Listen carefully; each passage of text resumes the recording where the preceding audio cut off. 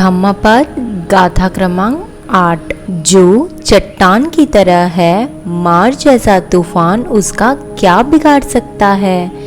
इस गाथा में हम महाकाल और चुलकाल की आगे की कथा सुनेंगे।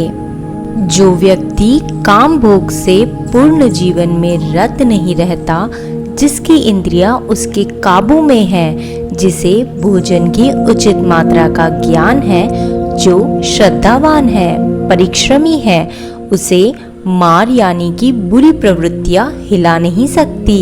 जैसे कि वायु हिमालय पर्वत को हिला नहीं सकती। श्रावस्ती में चुलकाल और महाकाल नामक दो व्यापारी रहते थे।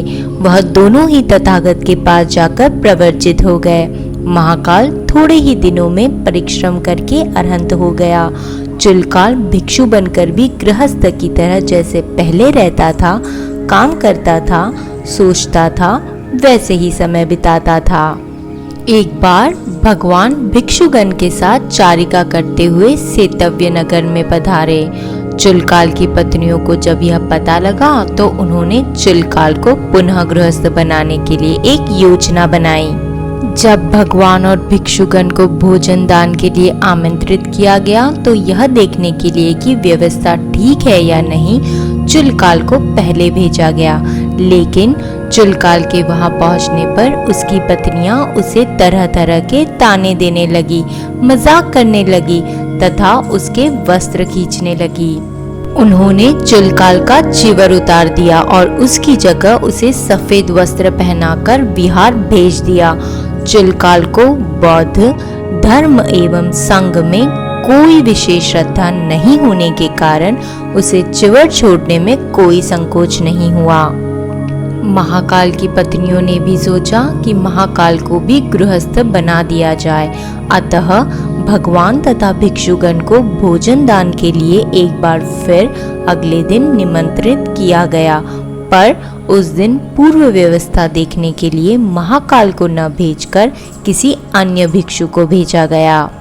उस भिक्षु ने वहां जाकर व्यवस्था देख ली। महाकाल की पत्नियां वह सब कुछ नहीं कर पाई जो चुलकाल की पत्नियों ने किया था। चुलकाल की 2 पत्नियां थी और महाकाल की 8। महाकाल की पत्नियों ने भोजन दान के उपरांत शाक्य मुनि से आग्रह किया कि महाकाल को भक्तानुमोदन के लिए छोड़ दे।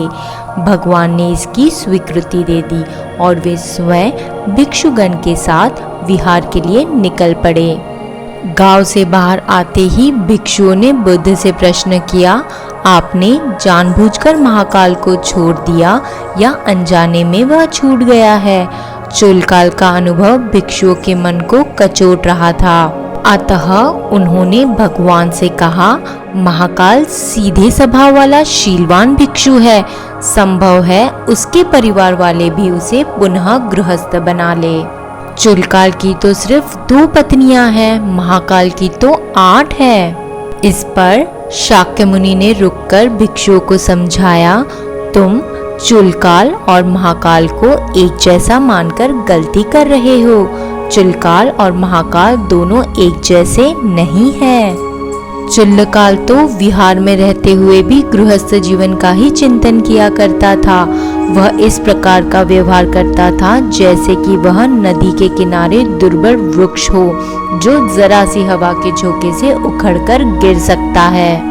दूसरी ओर महाकाल प्रव्रज्या लेने के बाद गृहस्थ जीवन को एक बाधा के रूप में देखता रहा है। वह एक चट्टान की तरह है जिस पर किसी भी तूफान का कोई असर नहीं पड़ता। उधर महाकाल की पत्नियां भी चुलकाल की पत्नियों की तरह पति के चिवर बदलने की कोशिश करने लगी। महाकाल ने तुरंत परिस्थिति की गंभीरता को भांप लिया और अपने बुद्धि के बल पर घर की छत तोड़कर बाहर निकल गए। वे गांव के बाहर वहां जा पहुंचे जहां भिक्षुगण शाक्य मुनि से उनके विषय में ही चर्चा कर रहे थे। जिस व्यक्ति का मन अपने नियंत्रण में हो, उसे बाहरी आकर्षक वस्तुएं प्रभावित नहीं कर सकती, प्रलोभन नहीं दे सकती। व्यक्ति को जड़ रूपी वस्तु यानी मशीन की तरह नहीं बन जाना चाहिए। जैसे हम बिजली को जब चाहे बटन दबाकर प्रकाशित करते हैं और जब चाहे उसे बुझा देते हैं। व्यक्ति का हंसना और रोना पूरा अन्य पर निर्भर हो जाए तो उस मनुष्य को मशीन नहीं तो और क्या कहेंगे। अतः व्यक्ति को चाहिए कि जब चाहे वह हंसे और जब चाहे वह रोए, ना कि किसी और के कहने और करने पर। इस प्रकार जो व्यक्ति अपने मन पर काबू कर लेता है उसका कौन अहित कर सकता है।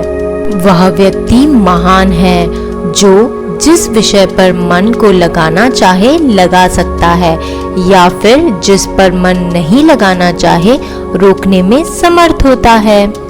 जिस संकल्प को मन में उत्पन्न होने देना चाहता है उस संकल्प को उत्पन्न होने देता है अथवा नहीं, वह महान है और उसे अपने इंद्रियों पर अधिकार प्राप्त है। उसे बुरी प्रवृत्तियां छू तक नहीं सकती। वह हिमालय की तरह दृढ़ है। अगर आपको हमारा काम पसंद आ रहा है तो इस चैनल को सब्सक्राइब जरूर करें। मंगल हो।